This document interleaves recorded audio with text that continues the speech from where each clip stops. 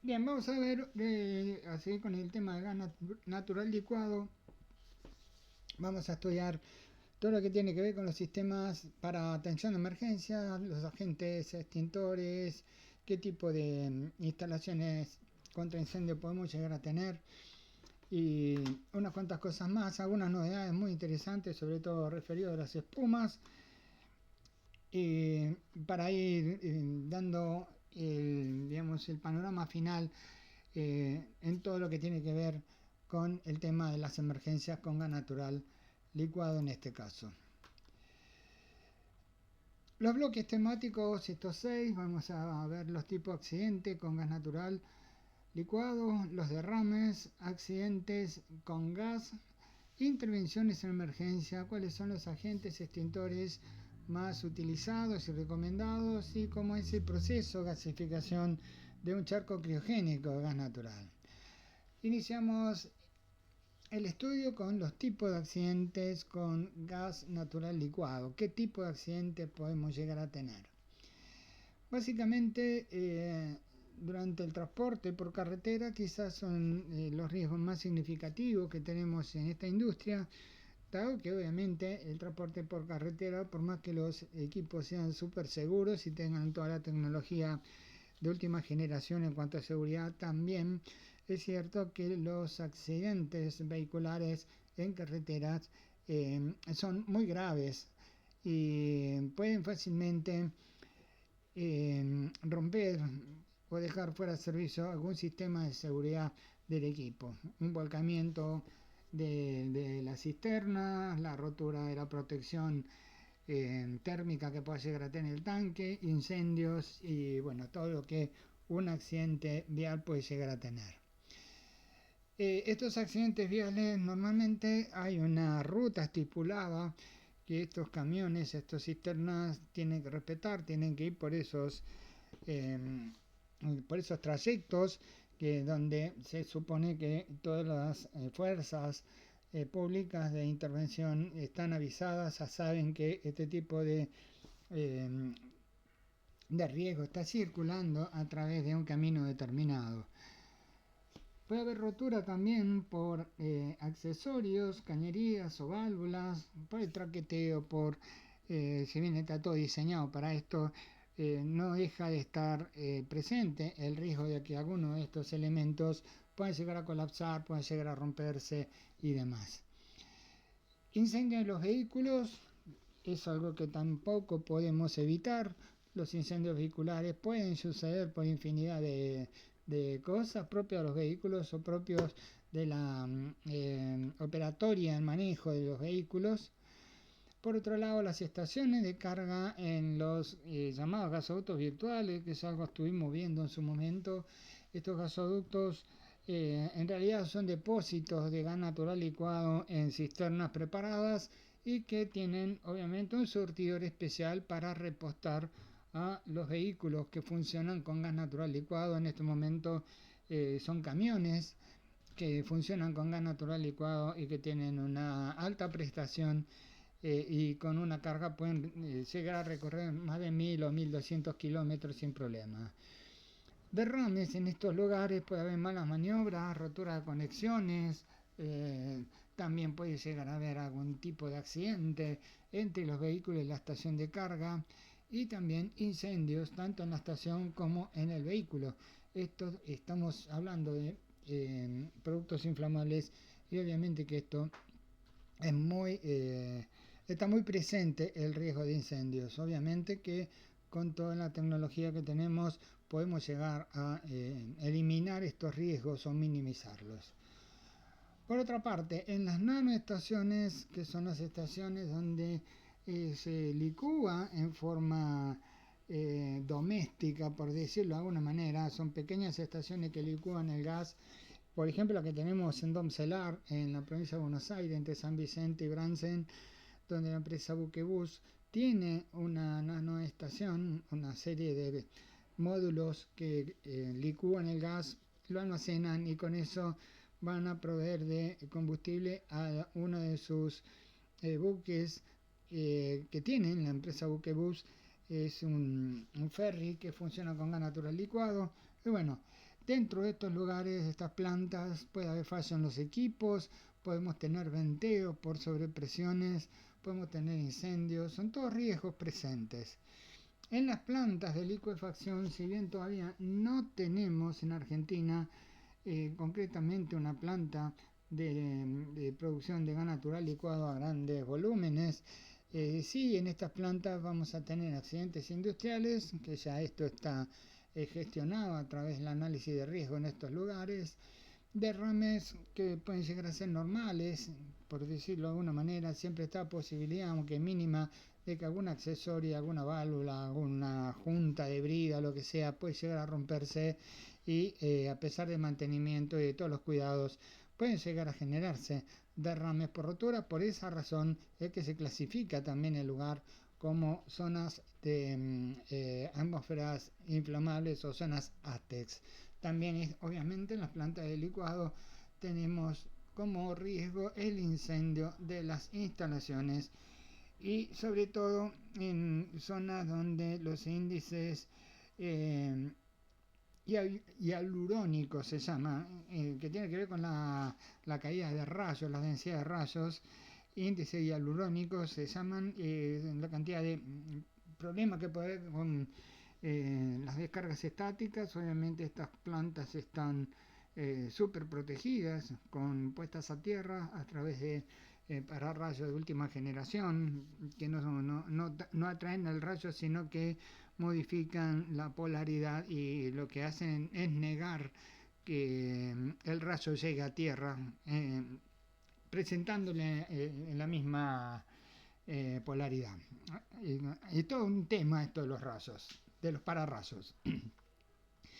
Bien, en un derrame normal de un líquido criogénico, en este caso se va a generar una precipitación de ese escape, de ese derrame. Esto es obviamente una planta donde se hacen ensayos, por eso se pueden dar el lujo de llegar a liberar grandes cantidades de gas licuado, puede ser propano, butano o en este caso, por ejemplo, gas natural licuado. Para ver cómo se comporta, básicamente el gas natural licuado lo primero que va a presentar va a ser una enorme nube formada por vapores saturados. Estos vapores saturados que son muy proclives también a volver a licuarse por su propia condición, son mucho más pesados que el aire y van a estratificar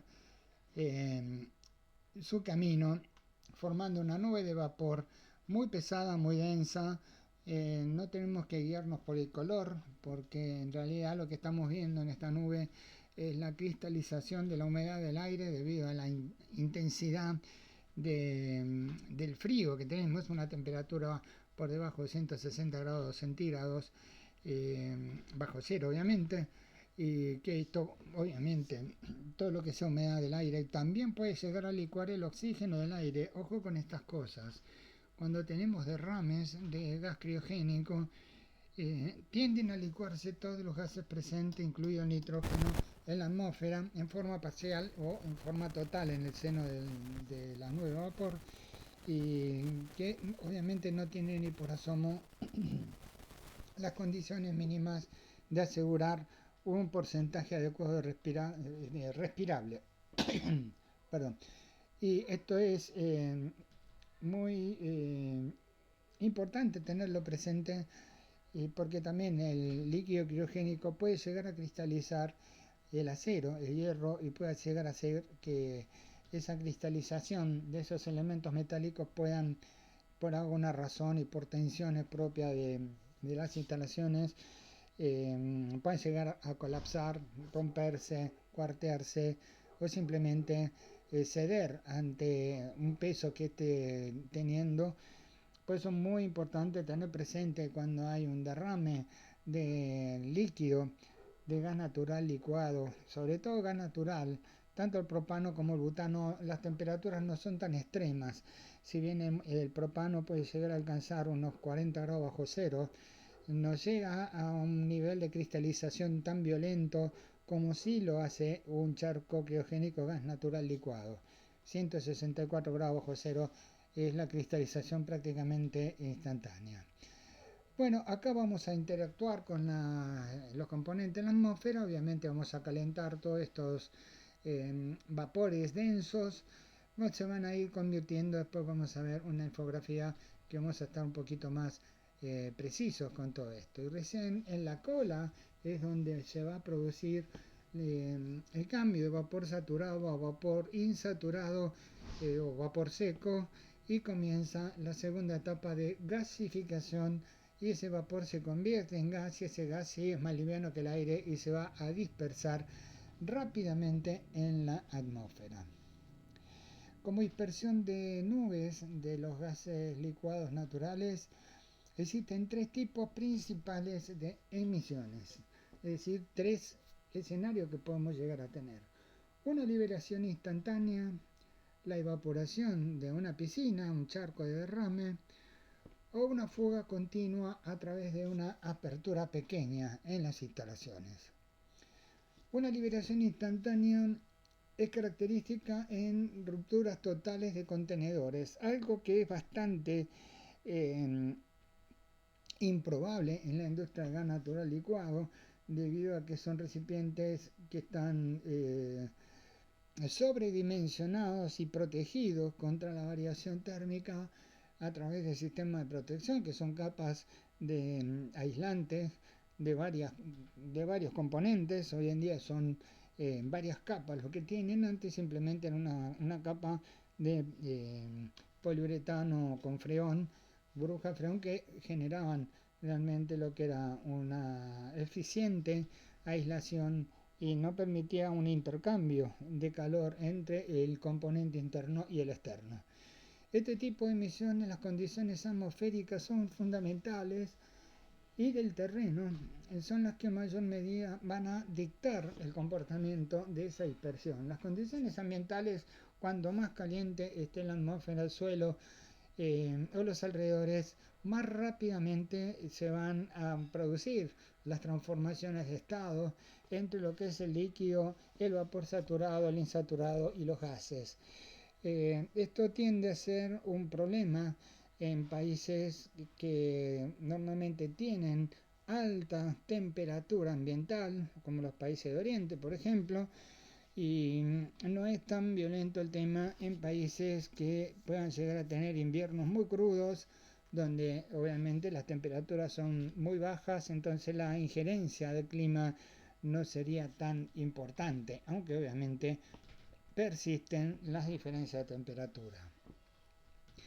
En cuanto a una fuga continua a través de una pequeña abertura, que puede ser fallos en las tuberías, juntas, válvulas, los vástagos de las válvulas son muy propensos a las pérdidas de sellados.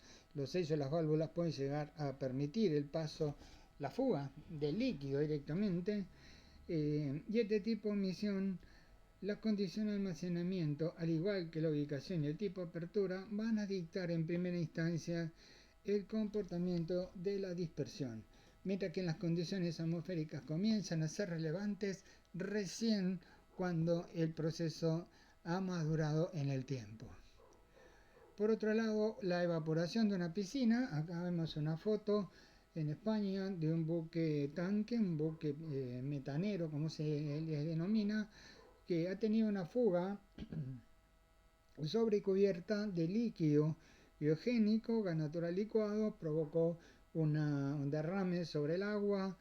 Bueno, acá las condiciones, gracias a Dios, está lejos de cualquier ámbito poblacional, entonces la evaporación más o menos estuvo controlada. Lo que sí, la cubierta del barco sufrió rajaduras y daños en su superestructura del barco, que obligó a que se vacíe el contenido y tuvo que ir a dico seco a que se reparen todos esos daños producto de la cristalización que generó la enorme diferencia de temperatura entre ese líquido criogénico y la estructura del barco.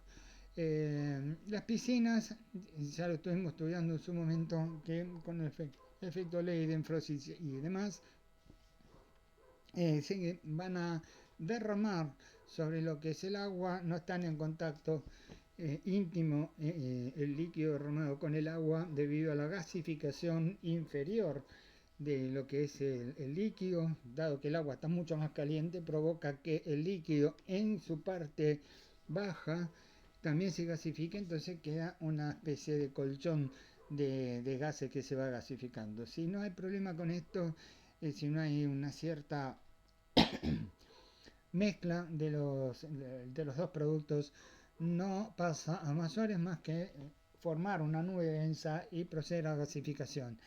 Si estamos en un lugar que puede estar muy agitada la superficie, las cosas pueden ser un poquito más extremas. Pero esto que tenemos acá sería, digamos, el objetivo a tener en cuenta como riesgo inmediato, porque si esta nube toma fuego en algún lado o una chispa, vamos a tener no solamente una explosión de nube de vapor no confinado, sino también una evaporación masiva del charco. Dependiendo también sobre la superficie que se derrama el líquido, podemos tener el agua. El agua puede ser agua salada del mar, agua dulce, río. Acá sí es importante porque al tener un líquido criogénico hay una tendencia a una cristalización, es decir, a un congelamiento superficial de la superficie del agua, que en el caso del agua del mar esto no se logra debido a la presencia de sales. Sabemos que las sales hacen que sea bastante más difícil el paso de estado del agua líquida al agua sólida. En el agua dulce sí. Entonces acá tenemos dos escenarios diferentes. El líquido va a moverse a través de la superficie del agua salada a menor velocidad que sobre el agua dulce. El agua dulce va a congelarse superficialmente, brindando una superficie más o menos espejada, para decirlo de alguna manera, que va a transformar la velocidad, va a darle un mejor espacio para que se pueda llegar a derramar, a mover la nube densa.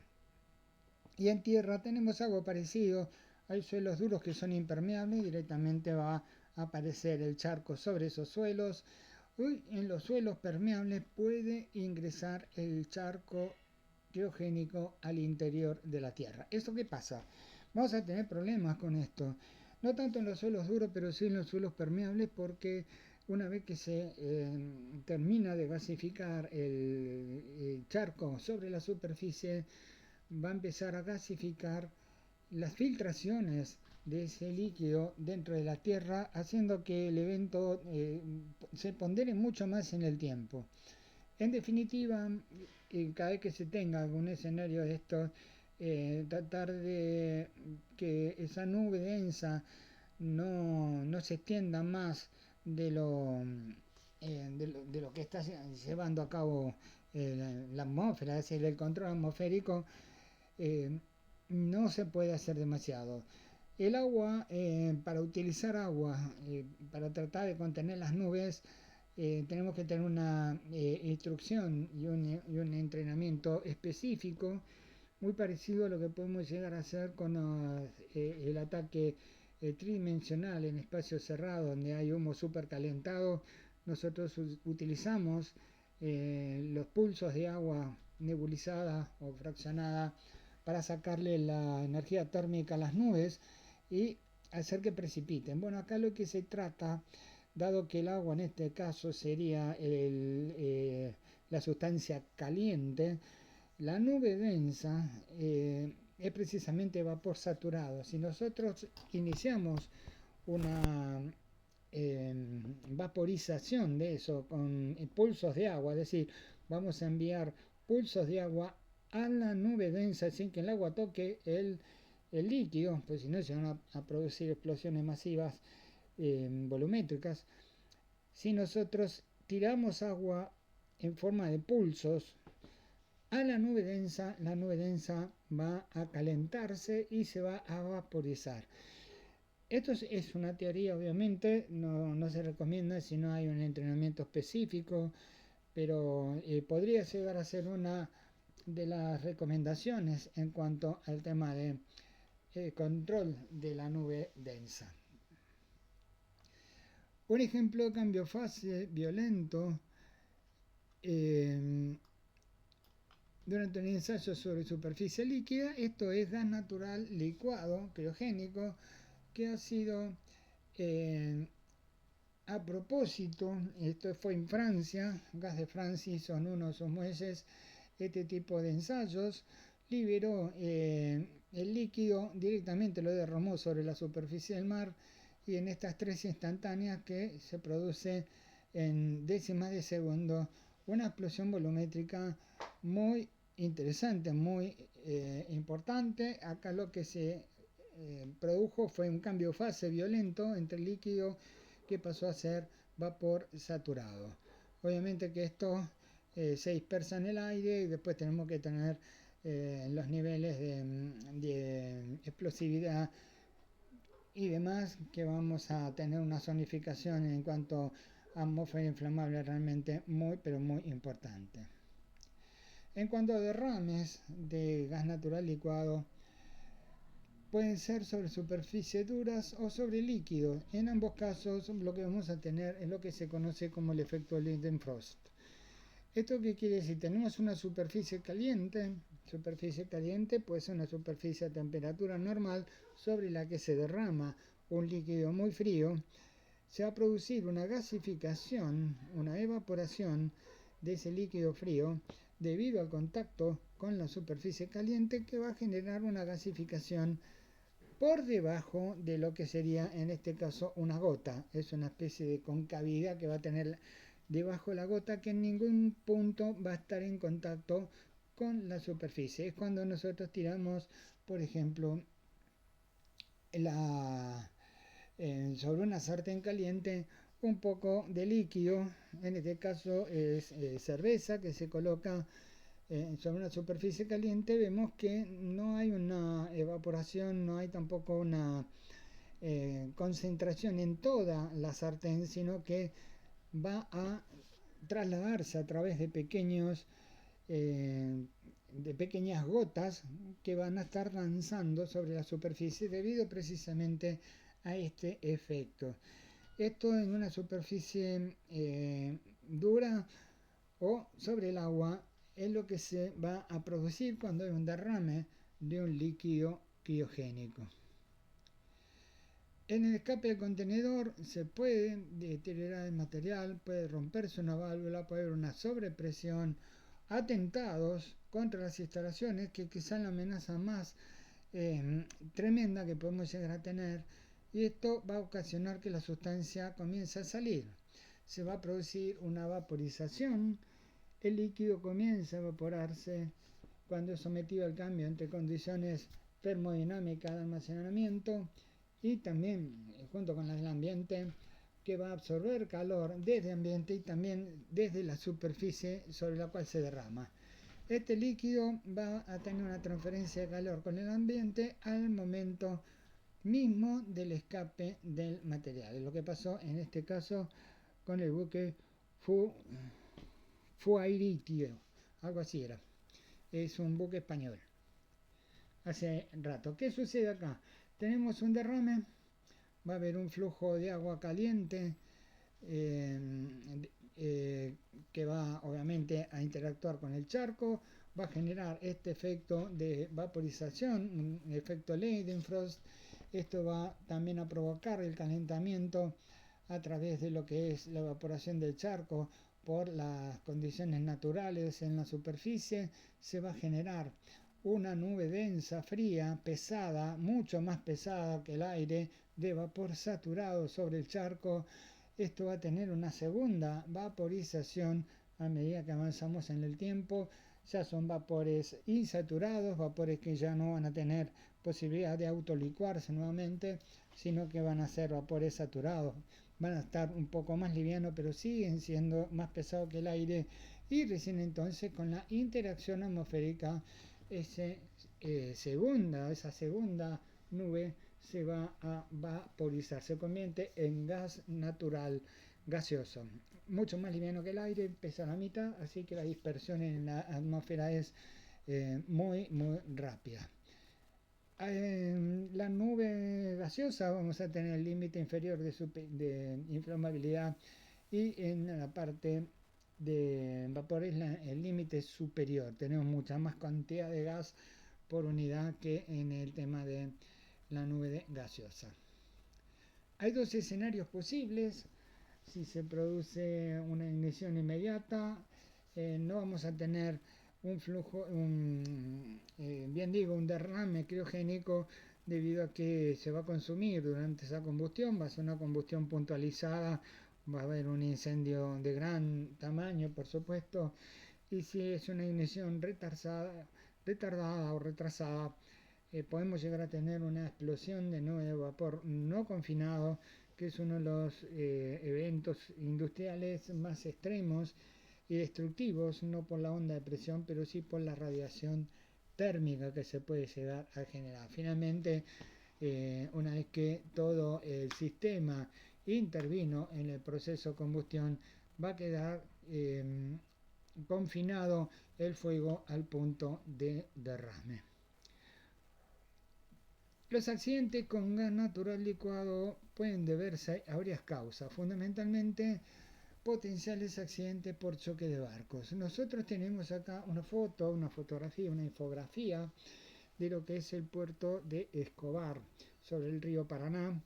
Para quienes no conocen, el río Paraná es uno de los ríos más caudalosos del mundo. También es un río que está muy transitado, no solamente por embarcaciones deportivas, sino también por embarcaciones de transporte. Suele haber una gran concentración de barcazas que son empujadas por unos tipos de remolcadores con dirección bastante difícil de poder controlar. Y acá lo que estamos viendo es, inmediatamente pegado al muelle, un barco, que es un barco gasificador. Este barco va a recibir de lo que es el metanero, que tiene 5 tanques redondos que estamos viendo. Esos son los depósitos de gas natural licuado criogénico. De ahí directamente van a pasar se dice barcaza, pero en realidad es un barco muy grande. Va a vaporizar, y de este barco se inyecta directamente al sistema de gasoductos troncales, en este caso reforzando todos los que son los anillos de distribución principales que ingresan por el lado del puerto Escobar. ¿Qué pasa con esto? Bueno, podemos tener potenciales accidentes. Una embarcación deportiva no se va ni a enterar el barco, pero sí hay a veces algunos accidentes. Por ejemplo, en este caso es una barcaza que tuvo un accidente con un barco. Esto sí puede llegar a hacer que el barco se desplace, pudiendo llegar a afectar las conexiones de las mangueras, los manguerotes entre barcos, que pueden llegar a provocar un derrame muy importante. Por eso estas son amenazas que tenemos, y puede haber accidentes por choques de barcos dentro de estos ríos tan particulares. Si por alguna razón se produce la ruptura de una zona del tanque, puede ser por el tema que sea, va a ocasionar que la sustancia comience a escapar y desarrollar un escenario tal cual estuvimos comentando recién. Otra cosa son los accidentes viales, camiones que en este caso han sufrido un despiste, se fueron de la ruta por alguna falla que pudo haber tenido, y se puede afectar. En este caso el camión estaba vacío, no pasó a mayores, pero si nosotros podemos observar que en la estructura de lo que sería los materiales de aislación que tienen, se han roto y han dejado casi al descubierto la estructura interna de lo que sería el tanque propiamente dicho. Si nosotros tuviéramos gas natural licuado, lleno este tanque de gas natural licuado, ese sería un punto de calentamiento. Es decir, al romperse la aislación, ese tanque va a estar en contacto con la atmósfera, la atmósfera le va a entregar mucho calor, hay mucha diferencia, va a empezar a levantar temperatura interna porque va a gasificar el gas natural licuado y generar y alcanzar presiones que en principio van a hacer actuar las válvulas de seguridad, pero después cuando esto se manifiesta en forma violenta, puede llegar incluso a tener una explosión de la cisterna. En ese caso tendríamos un efecto de tipo breve, porque todo lo que está ahí se va a expandir en forma violenta, generando realmente un escenario dramático, dantesco, espantoso. Gracias a Dios no sucedió aquí, pero podía haber pasado cualquier cosa. Estas son cuestiones que son muy analizadas por los ingenieros que tienen que definir los sistemas digamos, de transporte, no solamente el sistema de transporte, sino también por dónde se van a desplazar.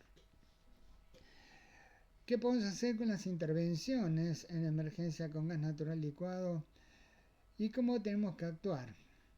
Básicamente, la prioridad la tiene el recipiente, que se encuentra inmerso en un dardo de fuego que va a estar alimentado por sí mismo, y la presión interior se va a manifestar por una salida continua de gas a través de un positivo de venteo, una válvula de venteo. Entonces, en este caso, algunas razones podemos llegar a tener. Ponderados en el tiempo, la mayoría de las explosiones de Bleve en sistemas de GNL pueden suceder entre los primeros 10 o 15 minutos de haber aparecido el fuego sobre el cisterna.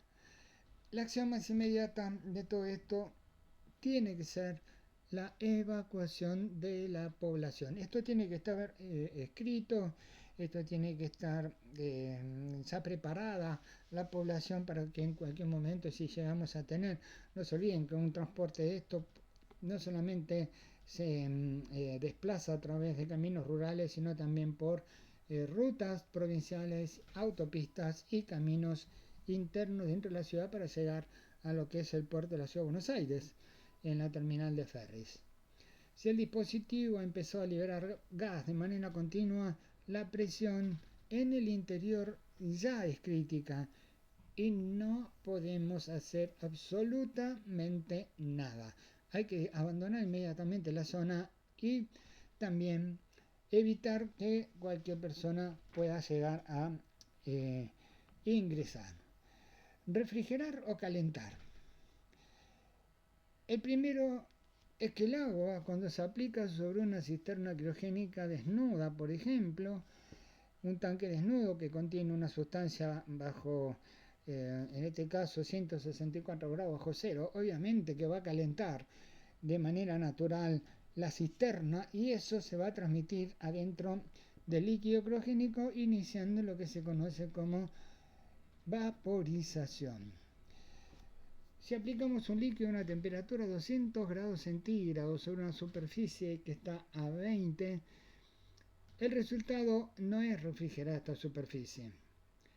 En el mismo caso, si nosotros rociamos agua que está a 20 grados centígrados sobre algo que está a 160 bajo cero, inconscientemente aumentamos la presión interna y podemos acelerar el fenómeno Bleve, porque realmente lo que estamos haciendo no es refrigerando, sino exactamente al revés. Estamos calentando el sistema.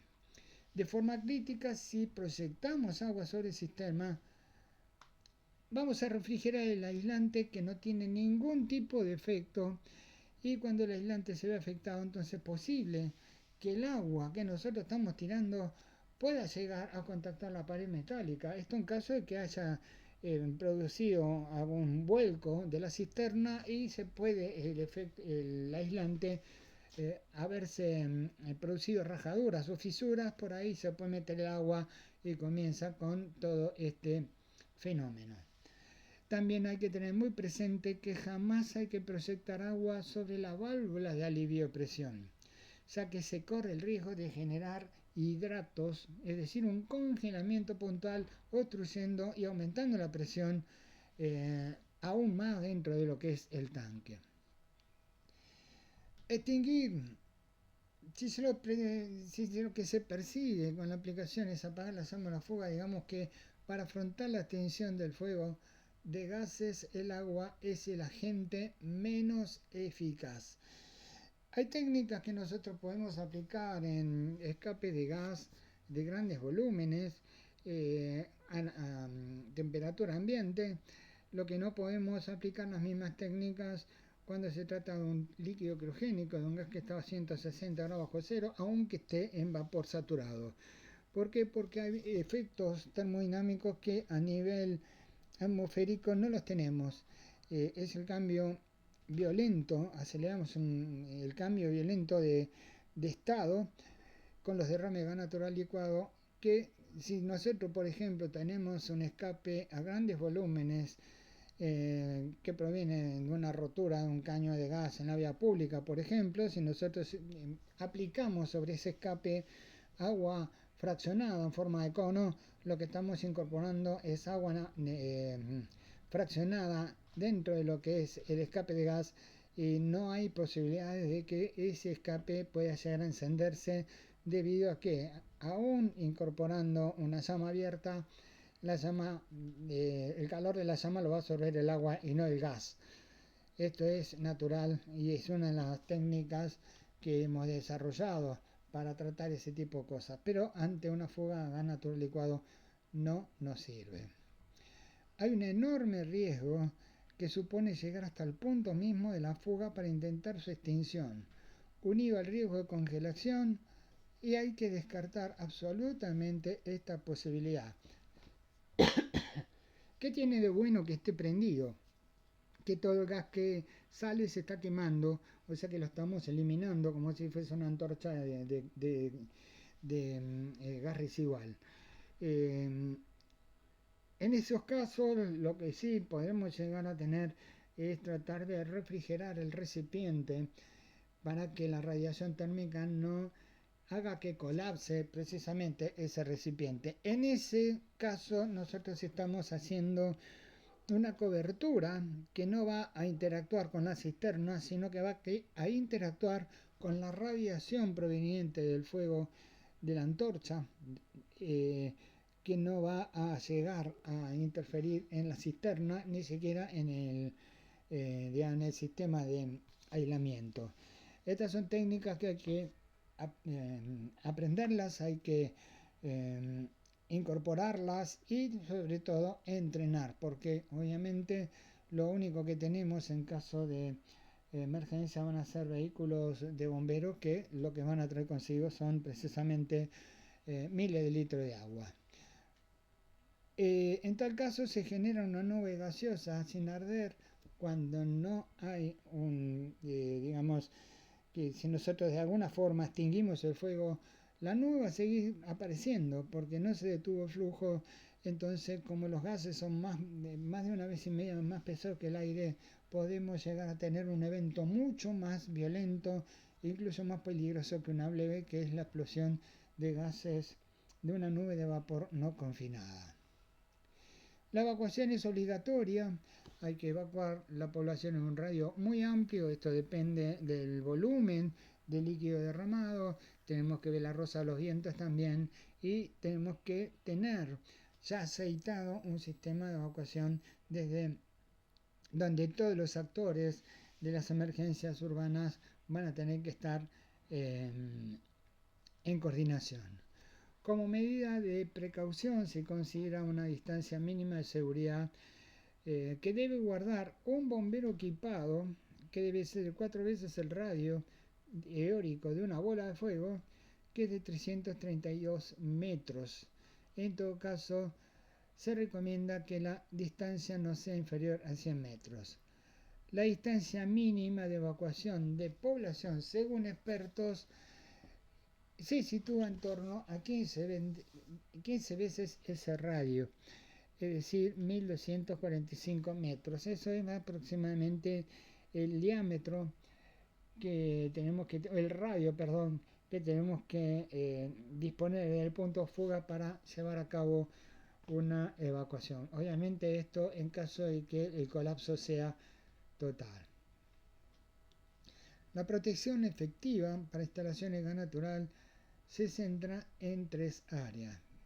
Fundamental la prevención, el control de las operaciones y también las acciones y los equipos que vamos a tener para extinguir. Vamos a requerir una amplia gama de agentes y equipos que vamos a poder instalar sobre un complejo gas natural licuado, pero no van a cubrir todos juntos el mismo riesgo, sino que cada equipo, cada tipo de agente extintor va a estar destinado puntualmente a una etapa en particular. Dichos agentes están diseñados para prevenir incendios en cada una de las terminales, que pueden ser los campos de producción, podemos tener las plantas de gas licuado, las instalaciones de llenado, el almacenamiento, los buques cisternas y bajo cubierta de las cisternas también, y otras zonas de riesgo. Son todos escenarios distintos donde vamos a necesitar distintos tipos de protecciones. Los agentes extintores que normalmente vamos a utilizar en una emergencia con gas natural licuado, vamos a comenzar con los sistemas de polvos químicos secos. Protegen diversas aplicaciones dentro de las instalaciones, fundamentalmente en forma puntual, direccionada y con una cobertura zonificada. Son las instalaciones de tuberías y de distribución. Estamos hablando dentro de un complejo. Las tuberías que están fuera del complejo no se protegen con estas cosas. Eso es más que obvio, si no vamos a necesitar infinidad de equipos. Los depósitos de almacenamiento, que tienen sus propios sistemas de protección, también en puntos fundamentales, están protegidos con agentes químicos secos. Las bombas de transferencias, zanjas, sumideros por donde van las cañerías, las buques y las dársenas de carga y descarga, las dársenas de metaneros, digamos, los muelles, y también grandes equipos deslizables que pueden incluir carrete de manguera para combate manual, torreta para flujo de altos volúmenes de químicos secos, aplicaciones puntuales automáticas, equipos de acción automática masiva en puntos específicos de alguna parte de la planta.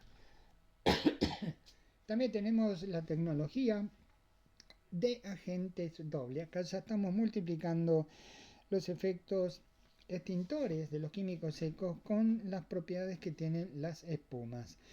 Esta aplicación de agentes dobles es mucho más efectiva, de la más efectiva de todas, en la supresión de incendios, porque también combina, en el caso de derrames de líquidos criogénicos, con el bloqueo del vapor a través de la presencia de las espumas. Son espumas especiales, obvio.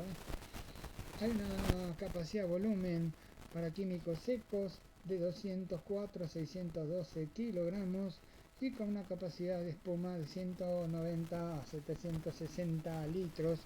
Todos esos pueden ser instalados en equipos portátiles que van a tener mangueras y boquillas simples o dobles para la aplicación simultánea de estos dos equipos. Es como tener un matafuego polvo y un matafuego de espuma, bueno, pero a más grande volumen. La explosión que se produce al evaporarse de 1500 mil toneladas de metano mezclado con aire es equivalente en potencia a la explosión que produjeron las bombas atómicas lanzadas en Hiroshima y Nagasaki. Es realmente tremendo lo que estamos hablando, ¿no? 1500 a 2000 toneladas de metano ya mezclados con el aire. Son volúmenes que parecen enormes, pero que son bastante fácil de alcanzar, sobre todo teniendo presente el índice de vaporización del gas licuado criogénico, que es 1 a 600, así que si hacemos los números teniendo presente que el 10%, digamos, el nivel estequiométrico perfecto, vamos a tener enormes volúmenes. Hay una tecnología de congelación con espuma extintora, 4F, es Frozen Fire Fighting Foam Technology.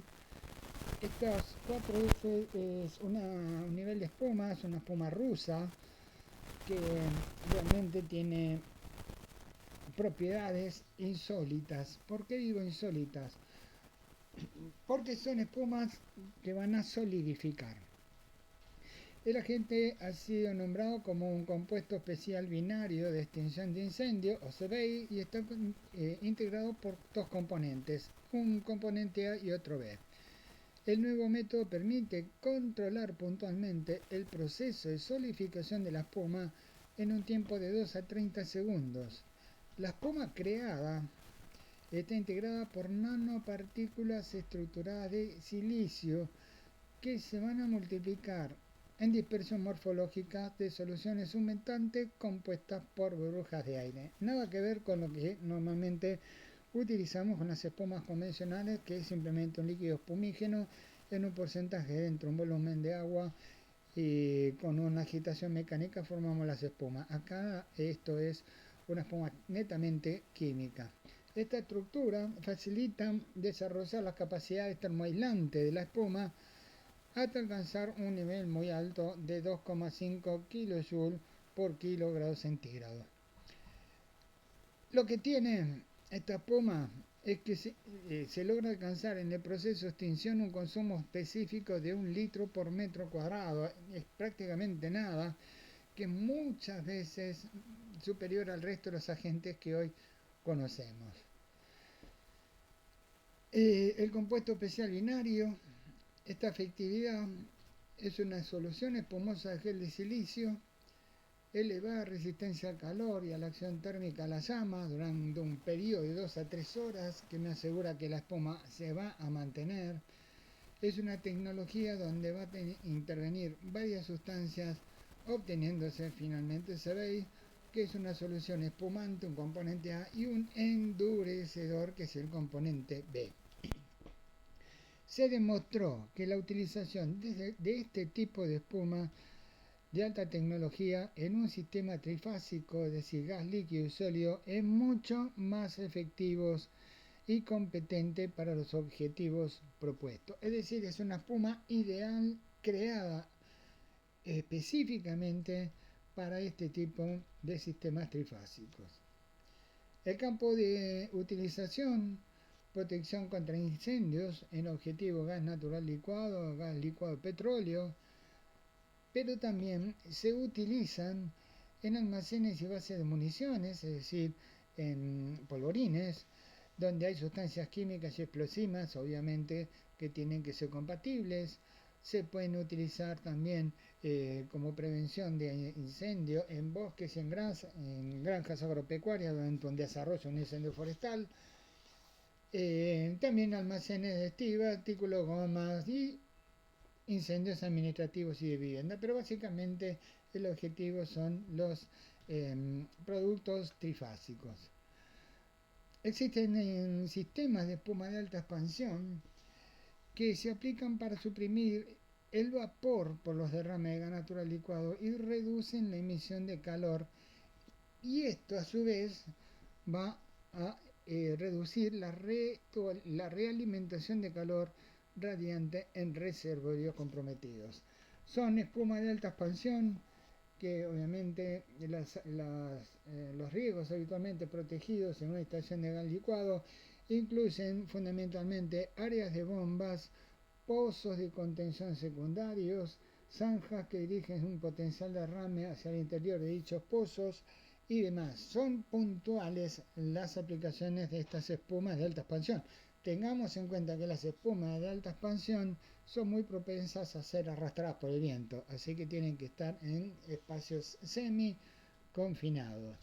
Los resultados de los ensayos indican que son muy efectivas para reducir la concentración de metano a nivel del suelo durante un derrame de gas natural licuado. O sea que las espumas de alta expansión las tenemos como uno de los productos más efectivos que puede llegar a tener.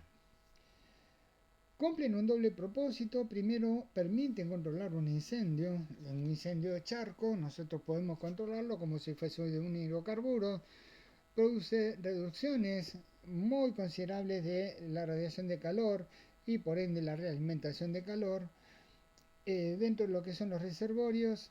Por otra parte, Los cálculos son sencillos, el índice de expansión que tiene aproximadamente 500 a 1 y el índice mínimo de aplicación estimado debe ser de 1,8 metros por 3 minutos por pie cuadrado de área, según lo que previamente se determina en la prueba de incendio. Son todos cálculos que obviamente salen de tablas y de sistemas de recálculo. No nos corresponde a nosotros, pero sepamos que hay algo respecto a esto.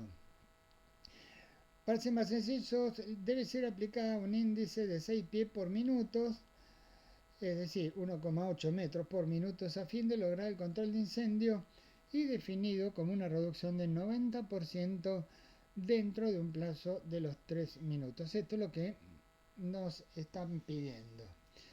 Como segunda cosa importante, el manto de estas espumas resultará efectivo para reducir los niveles de vapor, ya que se desplazan en la dirección de viento. Un derrame puede llegar a producir una nube visible de vapor. Este tipo de aplicación de espuma lo va a ralentizar.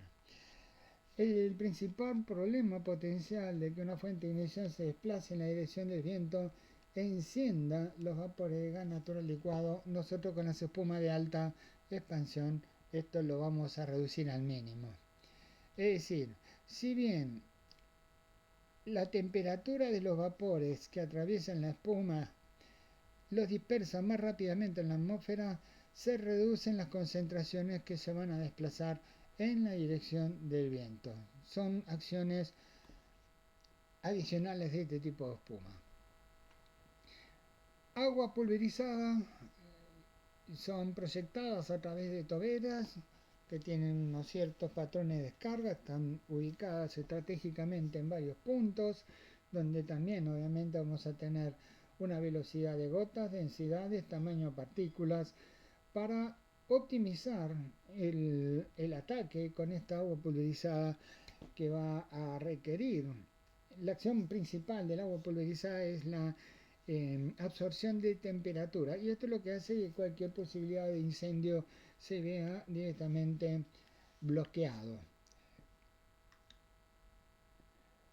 La principal acción del agua es la refrigeración, va a diluir también los vapores combustibles, acelera la gasificación, va a generar sofocación, porque el agua pulverizada al cambiar de estado se convierte en vapor de agua, esto desplaza el aire y ahí es donde aparece la sofocación, el enfriamiento de todo el sistema y además una emulsificación superficial de lo que sería el charco criogénico.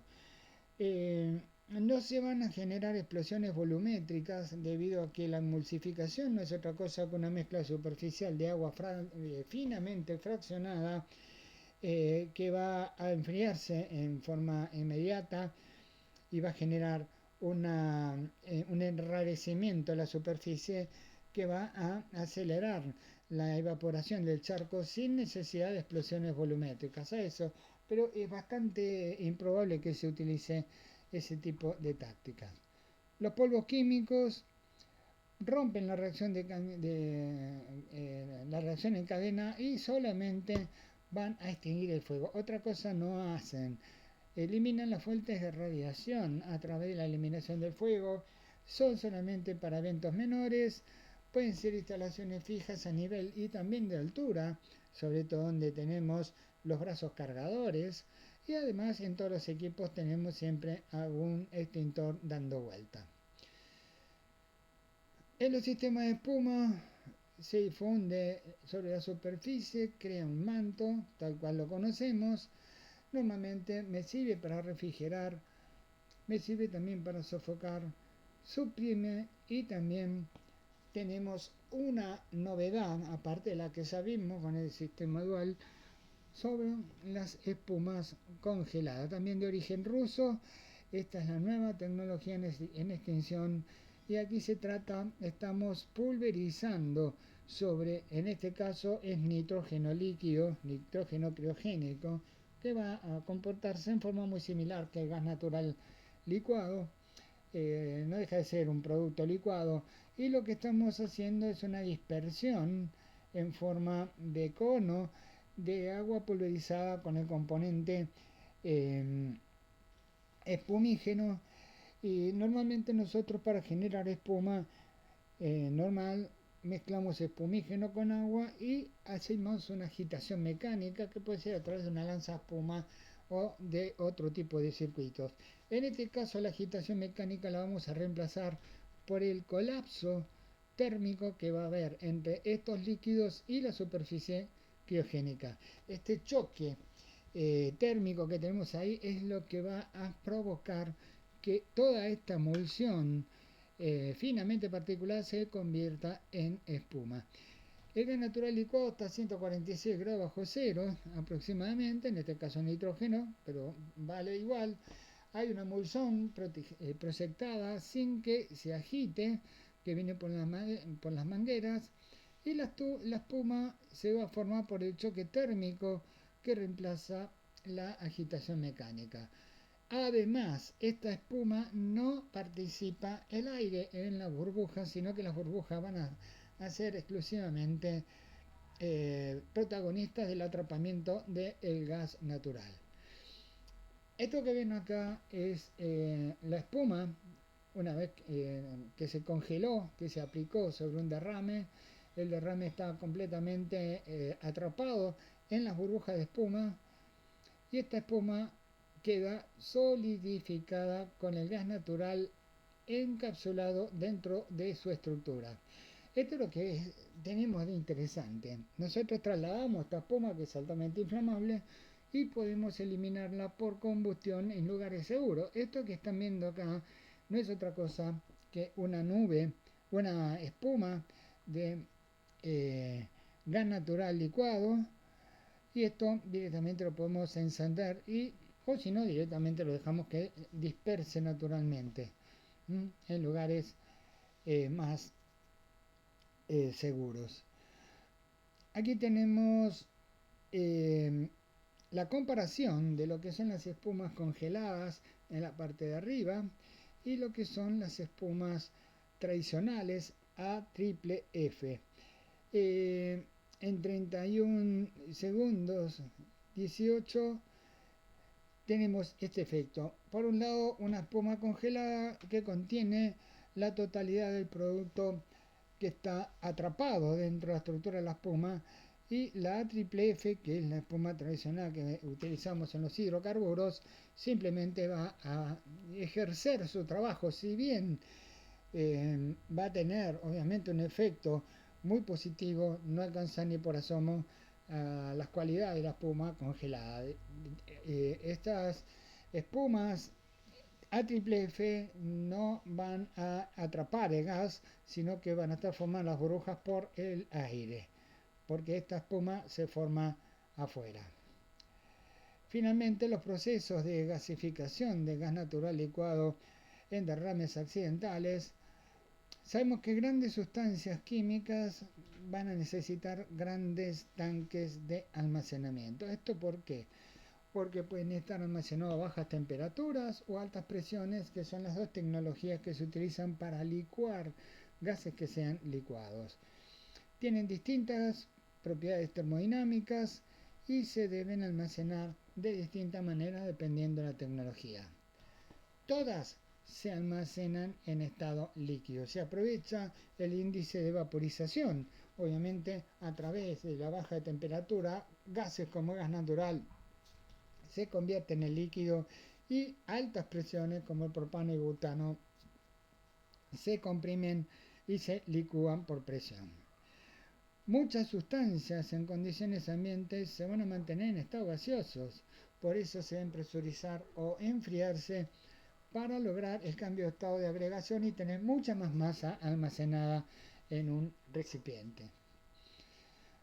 Por otra parte, ¿por qué no conservar esta sustancia en estado gaseoso? Porque obviamente necesitaríamos muchísimo más espacio para poder almacenarlos, y a cambiar de gas a líquido la densidad aumenta considerablemente en un mismo volumen.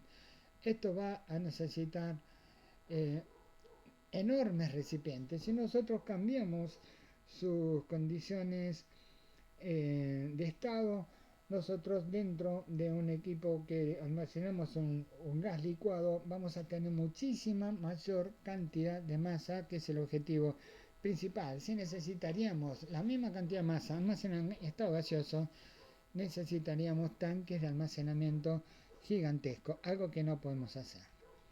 Cuando se rompe un tanque, normalmente el riesgo es mucho más alto si se tiene la fuga de un gas al que se tiene por el derrame de un líquido. Es importante detenernos un poquito en esto. Cuando tenemos una fuga de gas, ese gas inmediatamente se va a combinar con el aire y va a formar mezclas inflamables. Si tenemos un derrame de líquido, no todo el líquido se va a gasificar en forma instantánea y ese gas no siempre se va a mezclar en forma rápida. Por eso las fugas de gas son mucho más peligrosas que los derrames de un líquido, porque si bien el líquido es peligroso, va a ponderar en el tiempo su acción de gasificación. Esto es así de sencillo. El gas se fuga mucho más rápido y la gran nube de gas cuyas dimensiones dependen de la dispersión de este en el ambiente son las que se van a hacer presente en forma peligrosa. Puede ser tóxica o puede ser inflamable. Ante un derrame, la cantidad de sustancia que se escapa del tanque de almacenamiento será menor y la nube de vapor tendrá una menor extensión, por lo tanto, esto es sinónimo de un menor riesgo. El líquido comienza a salir, empieza la etapa de vaporización, va a haber un cambio en las condiciones termodinámicas que van a depender fundamentalmente de las condiciones de almacenamiento del ambiente, absorción de calor y superficie sobre la cual se derrama. Si es un gas licuado a presión, la vaporización se da debido al cambio de presión. Esto podemos llegar a tener al momento de la liberación una evaporación de tipo flash. ¿Por qué? Porque la presión dentro del tanque está venciendo la presión de vapor, manteniendo un equilibrio artificial dentro de lo que es el sistema, y cuando ese recipiente se abre deja de haber presión de vapor sobre el líquido y el líquido automáticamente se convierte en gas. El cambio instantáneo entre la presión de almacenamiento y la presión ambiente obviamente puede generar lo que conocemos como bleve, vapores que se expanden al hervir un líquido. Puede ser líquido inflamable o no. Ojo que también lo podemos tener con líquidos que no son inflamables. En cambio, un líquido en estado criogénico, hay una transferencia de calor con el ambiente al momento del escape del material, y en ambos casos no basta el cambio del estado termodinámico. Es necesario además que la sustancia tenga la capacidad de absorber energía térmica para llevar a cabo el cambio de fase. A eso se llama energía latente de vaporización. Y ya redondeando, un líquido en estado criogénico provoca que la descarga sea a través de un chorro bifásico. Además, comienza la formación de una nube de vapor y cuando el chorro llega a la superficie de contacto comienzan a formarse un chanco cuyas dimensiones dependen fundamentalmente de la cantidad de líquido que hay dentro del tanque, además de la tasa de descarga y de la tasa de evaporación. Cuando la tasa de evaporación y la tasa de descarga se igualan, es el máximo área que va a ocupar dicho derrame. Comienza una fase transitoria. Esta fase transitoria, la masa que entra al charco es mayor que la que se evapora. Va a llegar a alcanzar un estado de equilibrio donde la tasa de descarga es igual a la tasa de evaporación, tal como lo mencioné recién, y entre la superficie sólida y el charco está la etapa de vapor, el efecto Leidenfrost, que va a limitar la transferencia entre ambos sistemas. Este es el efecto Leidenfrost. El charco entra en una etapa conocida como ebullición por nucleación, es decir, la transferencia de estado, se van a formar burbujas y finalmente se alcanza la máxima transferencia de vapor. Es lo que nosotros habíamos visto en la infografía anterior que lo volvemos a tener acá resumidos, donde el charco va a ir dispersándose y vaporizándose, gasificando de una manera mucho más ralentizada que si tuviésemos directamente un escape a cielo abierto de gas. De esta manera llegamos al final del video de hoy, así que vamos a ver qué más podemos llegar a aprender de todo esto. Espero que haya sido realmente interesante, hay muchísima información, espero que esto realmente les sirva. Bueno, hasta luego entonces.